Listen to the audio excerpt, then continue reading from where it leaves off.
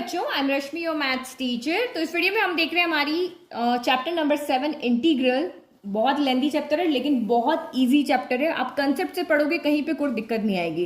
तो इंटीग्रल को अच्छे से समझने से पहले आपको डिफरेंशिएशन बहुत अच्छे से समझ में आना चाहिए। तो जो बच्चे सीधे इस चैप्टर के ऊपर आ गए ना, वो पहले चैप्टर नंबर 5, 6 को पढ़ करके आओ, क्योंकि इंटीग्रेशन यहाँ पे क्या है, रिवर्स ऑफ डिफरेंशिएशन है। ये दोनों एक दूसरे के भाई बहन है। अगर हम डिफरेंशिएशन में ऐसे चलते हैं तो इंटीग्रेशन में अब उसका रिवर्स चलना है। ये हमारा डिफरेंशिएशन होगा तो इधर से इधर जाना, हमारा यहाँ पे क्या होगा, इंटीग्रेशन होगा। तो डिफरेंशिएशन जिसको अच्छे से आता है वो इंटीग्रेशन वो भी बहुत इजीली कर लेगा।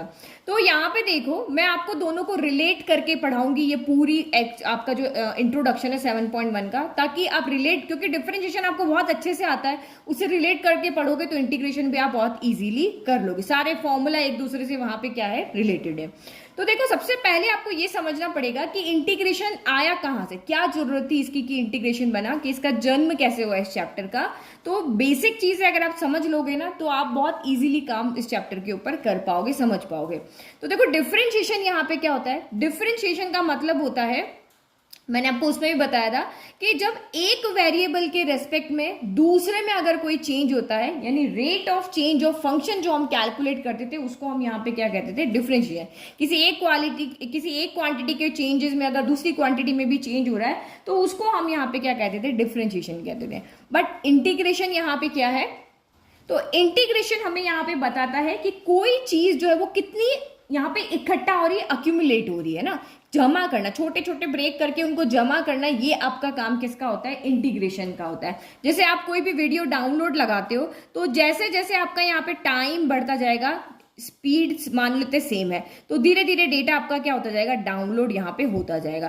तो इंटीग्रेशन यहाँ पे क्या करता है कि ये जो डेटा है वो कितना एरिया यहाँ पे कवर, कितना एरिया इंक्लूड कर रहा है, वो एरिया वहां पे क्या करता है, कैलकुलेट करता है। ये इंटीग्रल का काम है। आप कोई भी ग्राफ बना लो, चाहे आप यहाँ पे ऐसे बना लो, चाहे आप यहाँ पे इस तरह से ग्राफ बना लो, कैसे भी ग्राफ बना लो, वो ग्राफ जो है वो कितना एरिया इंक्लूड कर रहा है, ये काम कैलकुलेट करना किसका होता है, इंटीग्रल का होता है। ठीक है, अब इजी वे में समझ में आ गया। अगर मेरा ग्राफ इस तरीके से है, सिंपल लेंथ विड्थ मुझे दी हुई है, तो रेक्टेंगल का एरिया तो मुझे निकालने आता है, तो मैं यहाँ पे लेंथ इनटू विड्थ निकाल करके और इसका एरिया निकाल देंगे। सिंपली यहाँ पे भी ये रेक्टेंगल शेप में, बट क्या हर टाइम आपका जो आपका ग्राफ बनेगा क्या वो रेक्टेंगुलर शेप में होगा?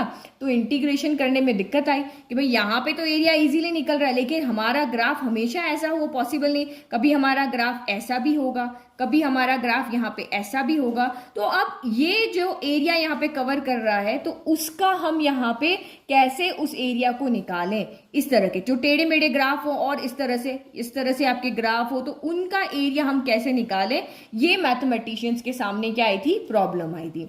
तो फिर उन्होंने क्या यहाँ पे दिमाग लगाया, इस तरह का काम हुआ ही नहीं। फिर देखो, यहीं से इंटीग्रेशन का जन्म हुआ, इसलिए समझना जरूरी है आपका। तो यहाँ पे जो हमारे न्यूटन्स थे, या जो हमारी बुक में भी आपको यहाँ पे फोटो दी हुई है, ये मैथमेटिशियन लिबनिट्ज है ना, इन्होंने क्या बोला कि आप यहाँ पे क्या करो, ये जो पूरा एरिया इंक्लोज हो रहा है ना, उसको छोटे छोटे छोटे छोटे रेक्टेंगल में आप इसको डिवाइड कर दो, जितना मर्जी चाहे इनफाइनाइट रेक्टेंगल्स में डिवाइड कर लो, और उन सबका एरिया निकाल करके आप यहाँ पे सम कर दो। अब आप कहोगे कि मैम यहाँ पे तो इस तरह से करेंगे तो ट्राइंगल बनेगा, तो उन्होंने कहा नहीं, यहाँ पे भी इस तरह से इनको डिवाइड करो और अप्रोक्सीमेट आप यहाँ पे एरिया निकाल करके बता दो। तो लेकिन ये मैथड जो था वो बहुत ही लेंदी, टाइम कंज्यूमिंग मैथड था, कि इसमें आपको अगर किसी भी एक कर्व का एरिया इंटीग्रल निकालने के लिए कहें तो आपको पहले वहां छोटे छोटे छोटे छोटे पार्ट्स में डिवाइड करना पड़ेगा, फिर सारे एरिया को यहाँ पे क्या करना पड़ेगा, सम करना पड़ेगा। तो इस तरह करके आपका टोटल एरिया जो है वो यहाँ पे कितना आएगा, टोटल एरिया आपका यहाँ पे जितने भी हमने टुकड़े किए, i equal to 1 to 1 infinite किए हो, जितने भी टुकड़े किया, एफ ऑफ एक्स आई यानी ये लेंथ हो गया, और dx उन्होंने विड्थ ले लिया, जो फंक्शन हमें आगे यूज लेना वही लिया। तो उन सारे रेक्टेंगल का हम सम करेंगे तो हमारे यहाँ पे क्या आ जाएगा, टोटल एरिया आ जाएगा। लेकिन ये तो बहुत दिक्कत की बात हो गई, फिर क्या करें? तो बाद में क्या हुआ कि मैथमेटिशियन को इस पे काम करते करते करते क्या एक शॉर्टकट मैथड मिला।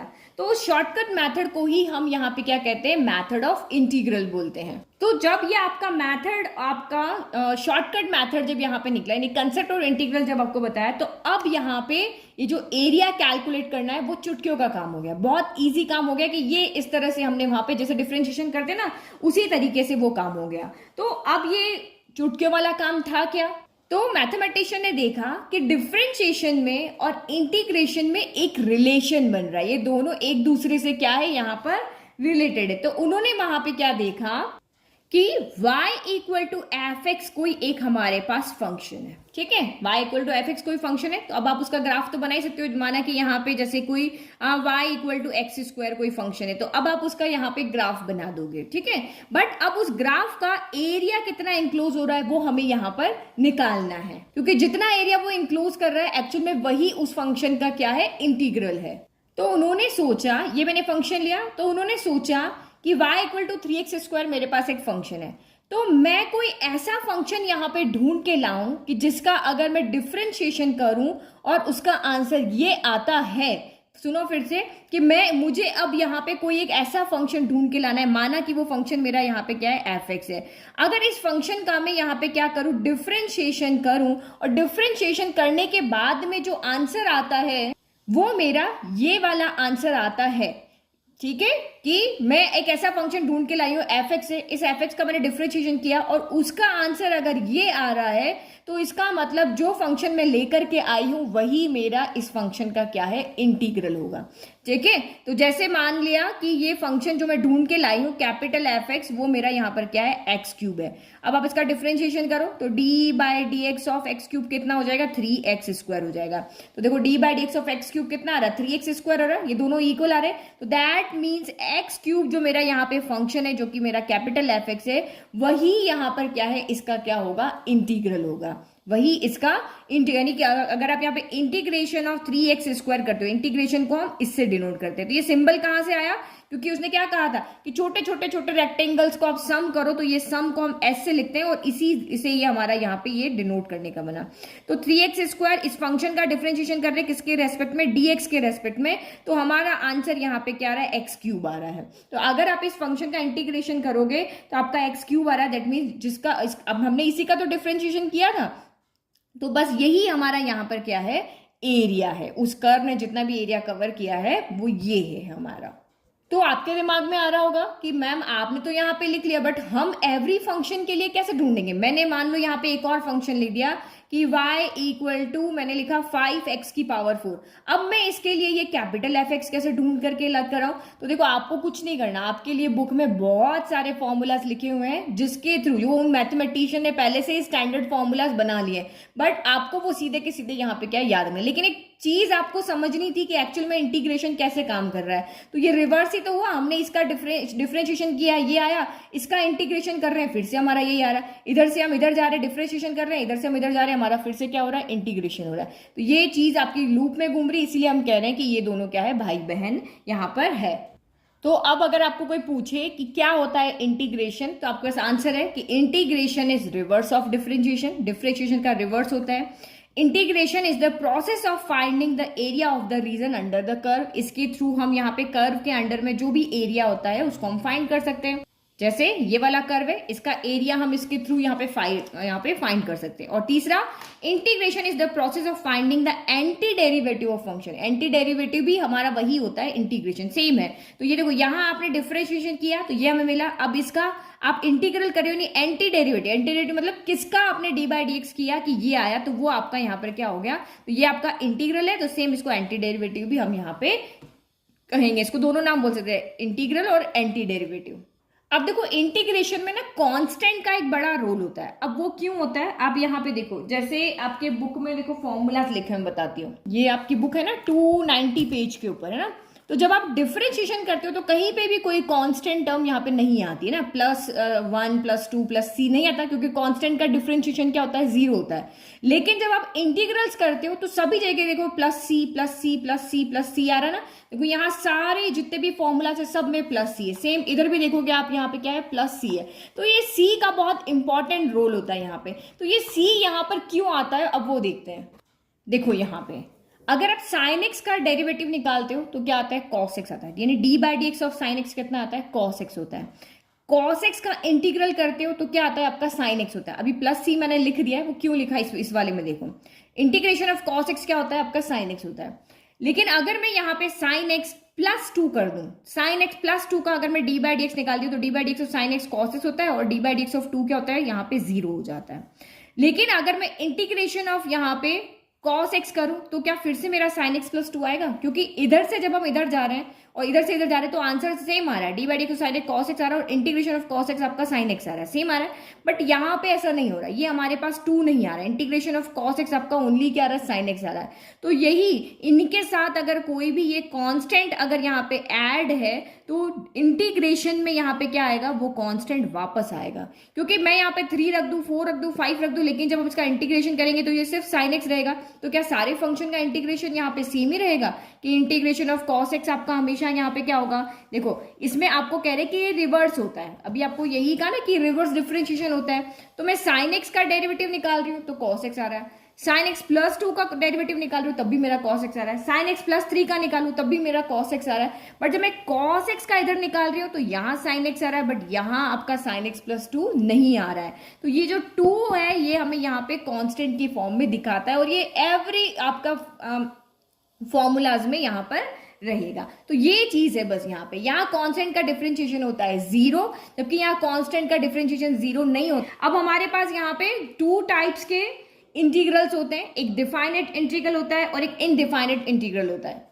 ठीक, डिफाइनेट इंटीग्रल क्या होते हैं, जिसमें आपको एक अपर लिमिट लोअर लिमिट दी होगी, जिसमें हम एरिया अंडर कर्व निकालते हैं। मतलब आपको कोई फंक्शन यहाँ पे दिया है कि y equal to f x है और ये किसी इंटरवल a से b में अगर आपका डिफाइन है तो उसको डिफाइनेट इंटीग्रल कहेंगे। तो डिफाइनेट इंटीग्रल जो है वो आप यहाँ पे पढ़ोगे एक्सरसाइज 7.8 में, ठीक है। और इनडिफाइनेट इंटीग्रल जहां पे आपको कोई इंटरवल नहीं दिया, आपको सिंपली कह देंगे कि आप इसका यहाँ पे डिफरेंशिएशन करके निकालो। तो यहाँ फैमिली ऑफ कर्व इसमें क्या कहते हैं, क्यों, क्योंकि इस तरह के डिफाइनेट इंटीग्रल होंगे उसमें सब जगह यहाँ पे क्या आता है, सी आता है। देखो कांस्टेंट वहां पर आपका ऐड होता है ना, तो ये यहाँ पे देखो जैसे ये यहाँ पे सारे फॉर्मूलाज में देखो यहाँ सी आ रहा है ना, तो ये सारे इनडिफाइनेट आपके इंटीग्रल है। तो यहाँ से हम क्या निकालते हैं, फैमिली ऑफ कर्व निकालते हैं। जैसे आप यहाँ देखो y equal to sine x है, ठीक है। तो y equal to sine x का वही लहराता वाला कर्व होता है। अगर मैं इसमें प्लस सी कर दूं, सी की जगह मैं 1 रखूं, मैं 2 रखूं, मैं 3 रखूं, तो ये पूरा एक ही तरह का फंक्शन है, लेकिन ये यहाँ पे क्या है, फैमिली ऑफ कर्व देगा। इसमें अलग अलग आपको जैसे जैसे सी की वैल्यू चेंज कर जाओगे अलग अलग आपको कर्व मिलते जाएंगे।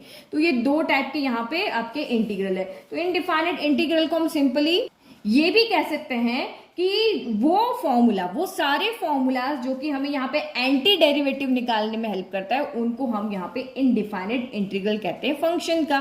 तो एंटी डेरिवेटिव निकालने के बहुत सारे फॉर्मूले जो अब हम देखते हैं। अब यहाँ पे देखो हमारे पास जितने टाइप्स के फंक्शन थे उतने तरह के हमारे पास फॉर्मूले हैं। तो हमारे पास कितने टाइप के फंक्शन थे, हमारे पास 5 टाइप के फंक्शन है, ILATE था। ये आपका क्या था, inverse trigonometric function, logarithmic function, और ये एल्जेब्रिक फंक्शन, ट्रिग्नोमेट्रिक फंक्शन, और ये आपके एक्सपोनेंशियल फंक्शन। तो ये 5 तरह के फंक्शन है, 5 तरह के फॉर्मूलाज हम यहाँ पे देखते हैं। तो एल्जेब्रिक फॉर्मूले हमारे पास 2 ही है, तो मैं डिफरेंशिएशन और इंटीग्रल दोनों को साथ लिख रही हूँ ताकि आप रिलेट कर सको। जैसे मुझे इंटीग्रेशन ऑफ x की पावर n निकालना है, तो हम डिफरेंशिएशन के पास जाएंगे कि भाई तुम किसका डिफरेंशिएशन करोगे कि x की पावर n आंसर आएगा। तो ये कहेगा मैं अगर इसका डिफरेंशिएशन करता हूं तो x की पावर n आंसर आता है, तो यही इसका क्या हो जाएगा, आंसर हो जाएगा। यही तो कहा कि अगर मुझे x की पावर n का इंटीग्रेशन करना है तो आपको एक ऐसा फंक्शन ढूंढ करके लाना पड़ेगा कि जिसका डिफरेंशिएशन क्या होना चाहिए, x की पावर n होना चाहिए। तो ये हमारा स्मॉल एफ एक्स है, ये हमारा कैपिटल एफ एक्स है। तो कैपिटल एफ एक्स ही इसका क्या बनता है, यहाँ पर इंटीग्रल का आंसर बनता है, यही बनता है ना। तो सेम यहाँ पे देखो D by d x of x क्या होता है, 1 होता है। अब मुझे 1 का इंटीग्रेशन करना है तो हम डिफरेंशिएशन से जाके पूछेंगे किसका तुम डिफरेंशिएशन करोगे कि आंसर 1 आएगा। तो ये कहेगा कि मैं x का डिफरेंशिएशन करूंगा, तो वो x ही इसका क्या बन जाता है, आंसर बन जाता है। समझ में आ गया। तो ये बनने के बाद में ही ये बना है ना। हमें डिफरेंशिएशन पता था, उसी के बाद में हमने इंटीग्रेशन निकाला है। तो वो ये सारा जो काम था वो मैथमेटिशियन ने किया था कि हमने डिफरेंशिएशन के अंदर फॉर्मूला देखा था कि d by d x of x की पावर n क्या होता है। तो d by d x of x की पावर n क्या होता है, n x की पावर n माइनस 1 होता है, यही फॉर्मूला होता है। तो उसने कहा कि मुझे इंटीग्रेशन ऑफ x की पावर n बनाना है। ये उन्होंने दिमाग में सोचा कि जैसे यहाँ पे D by d x of x की पावर n था, मुझे इंटीग्रेशन ऑफ x की पावर n बनाना है। तो उन्होंने उस फंक्शन को बनाया जिसका डिफरेंशिएशन x की पावर n होता है, तो वो इसका आंसर बना करके यहाँ पर लिख दिया। ठीक है, तो ये एल्जेब्रिक हो गए। अब हम देखते हैं ट्रिग्नोमेट्रिक। तो ट्रिग्नोमेट्री में हमारे 6 फॉर्मूला है। तो इंटीग्रेशन ऑफ cos x करना था, तो यही डिफरेंशिएशन को जाके पूछा कि किसका डिफरेंशिएशन करने पर cos x आता है। तो इसने कहा sin x का, तो sin x यहाँ पे लिख दिया। सेम यहाँ पे इंटीग्रेशन ऑफ साइन एक्स करना था, तो किसका डिफरेंशिएशन करने पर साइन एक्स आता है, तो माइनस कॉस एक्स का, तो यहाँ आंसर बन गया। फिर integration of sec square x करना था, तो d by d x of tan x जो होता है, तो यहाँ टेन एक्स आ गया। सेम आपका यही integration of cos x square x करना था, तो इसका डिफरेंशिएशन करने पर आता है, तो ये यहाँ लिख दिया। Same integration of sec x tan x करना था, तो इसका डिफरेंशिएशन जो होता है वो सेक एक्स टेन एक्स होता है, तो ये आंसर आ गया। और सेम यहाँ पे भी ऐसे ही हो गया। तो बस आप यहाँ पे ये याद रखो कि जहां पे भी आपका सी आ रहा है ना, यहाँ साइन का कॉस सेक का टेन उल्टा है, D by d x of tan x क्या होता है, सेक स्क्वायर एक्स होता है, तो यहाँ सारे जो नेगेटिव साइन थे ना वो इन सी के पास चले गए, देखो सी के पास चले गए, और वही नेगेटिव साइन यहाँ सी के पास आ गए। तो साइन का कॉस होता है, सेक का टेन होता है, ये आपके माइंड में डिफरेंशिएशन से ही है कि d by d x of आपका कॉट एक्स क्या होता था, तो d by d x of cot x minus का कॉस एक्स स्क्वायर एक्स होता था। तो बस उसको उल्टी फॉर्म में इसको आप यहाँ पे याद रखो। एक बार डिफरेंशिएशन के फॉर्मूलाज लिख दो जो आपको याद है इन 6 के, और इसके बाद इन फॉर्मूलाज को लिखो, तो रिलेट करके आपको जल्दी से याद हो जाएंगे। नाउ इनवर्स ट्रिग्नोमेट्रिक फॉर्मूला देखें। नाउ इनवर्स ट्रिग्नोमेट्रिक फंक्शन में भी 6 फॉर्मूलाज है हमारे। हमें पता है D by d x of sine inverse x ये होता है, D by d x of cos inverse x, ये माइनस साइन यहाँ आ जाता है ना, बट हमें तो इंटीग्रेशन के फॉर्मूले बनाने हैं, उसके अकॉर्डिंग देखना है कि हम किसका यहाँ पर डिफरेंशिएशन करें कि मुझे यहाँ पर ये आंसर मिले। तो वही साइन इनवर्स एक्स का डिफरेंशिएशन करने पर हमें ये मिलता है, तो वही इंटीग्रेशन ऑफ दिस क्या हो गया, साइन इनवर्स एक्स हो गया। अब मुझे इसका इंटीग्रेशन करना है, तो मैं किसका डिफरेंशिएशन करूं कि ये मिले, तो इसका मतलब इसका करेंगे तो ये इसका आंसर हो गया। बस ऐसे ही जैसे मैथमेटिशियन ने सोचा वही करना है। तो यहाँ डिफरेंशिएशन में क्या क्या, यहाँ सबके साथ माइनस के साइन आते थे ना, वो माइनस के साइन अंदर दे दिए, और यहाँ सारे सी के साथ क्या आता है, नेगेटिव साइन आता है। अब यहाँ पे देखोगे कि d by d x of integration of 1 upon in root of 1 minus x square d x भी sine inverse x plus c होता है, और integration of d x upon in root of 1 minus x square जो है वो minus का cos inverse x plus c होता है। तो जैसा फॉर्मूले में चाहिएगा वैसा लेंगे। ये दोनों सेम है तो दोनों का इंटीग्रेशन अलग अलग है, ये दोनों सेम है दोनों का इंटीग्रेशन अलग अलग है, ये दोनों सेम है दोनों का इंटीग्रेशन यहाँ अलग अलग है। मतलब दो के लिए सिर्फ आपको एक एक चीज यहाँ पे क्या करनी, याद रखनी, सारे सी आपके नेगेटिव। फिर एक्सपोनेंशियल एंड लॉगरिथमिक फंक्शन, तो d by d x of E power x भी सेम होता है, integration of E power x भी सेम होता है, बट यहाँ पे कांस्टेंट लगाना जरूरी है।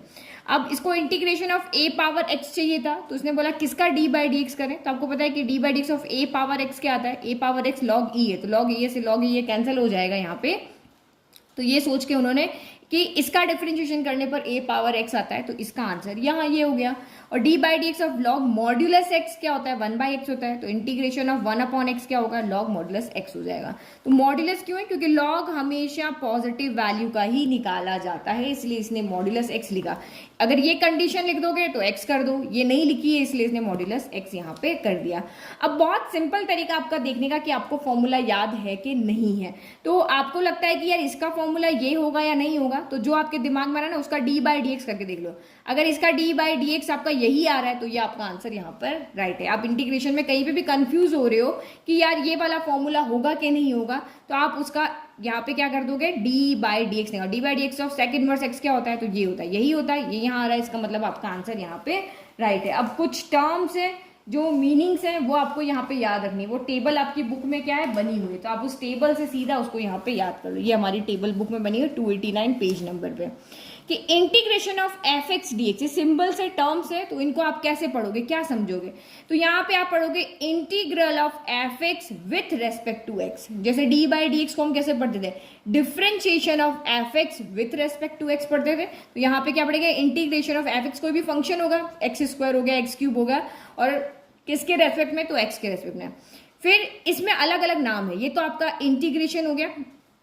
अब यहाँ पे इस एफ एक्स को क्या बोलते हैं, इस एफ एक्स को हम इंटीग्रेंड बोलते हैं, क्योंकि आपका ऑब्जेक्टिव पेपर आने वाला है तो आपको ये टर्म्स भी याद होना चाहिए कि इसमें एफ एक्स को आप इंटीग्रेंड कहोगे, एक्स को आप क्या कहोगे, वेरिएबल ऑफ इंटीग्रेशन कहोगे। ये यही टर्म है, इसमें एफ एक्स को हम इंटीग्रेंड बोलते हैं, और जो ये यहाँ पर एक्स है, इस एफ एक्स के अंदर जो एक्स है उसको यहाँ पे क्या बोलते हैं, इंटीग्रेंड बोलते हैं। ठीक है, फिर इंटीग्रेट, अगर आपको क्वेश्चन में करे find the integrate of x square, ये आ गया find the integrate of x square, तो यानी आपको वहां पे इंटीग्रल निकालना है, क्या निकालना है, उसका इंटीग्रल निकालना है।